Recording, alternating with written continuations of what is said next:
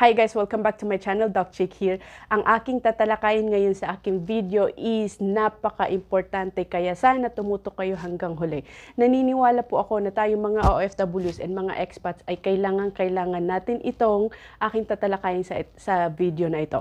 So, ang gobyerno ng Kingdom of Saudi Arabia ay naglagay ng application na kailangan nating i-download sa ating cellphone. Ang kailangan lang natin ay cellphone, ang ating ICAMA number, and ang ating mobile number. So, yun lang po ang kailangan natin para po ma-download natin ang application na ito. Ito ay makakatulong sa atin kapag lalo na nasa peligro ang iyong buhay at hindi mo alam kung sino ang tutulong sa iyo, kung paano ka hihingin ng saklolo, meron na po. Napakaganda ng kanilang ginawang application na ito dahil pwede on the spot magsumbong ka na sa pulis at pwede ka nang masaklolohan at matulungan. So, ganito na po ang pag-install. Unang-una, pupunta tayo sa Google.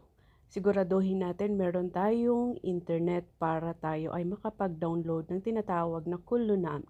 Pupunta tayo sa Google at itatype natin ang Kullu Naam. Ang spelling is KOLLONAAMN. And then, isi-search na natin. Makikita po natin ang logong green na yan, nakasulat Kullu Naam. At yan po ang ating i-install. Click lang po natin ang ating install.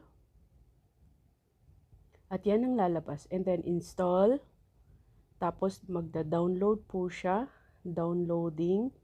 Siguraduhin maganda ang ating internet para po mabilis ang ating pag-download. At ayan na po, malapit na siyang matapos.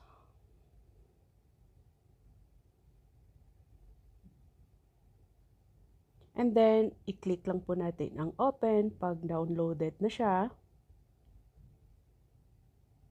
At ayan na po ang lalabas. Makikita nyo, nasa Arabic po siya. Pwede po natin gawing English. Click lang natin ng English. At yan na po ang lalabas kapag English na siya. At ating gagawin ay i-fill in natin ng ID number or ICAMA number mo. And then, in my case, ilalagay ko ang aking ICAMA number.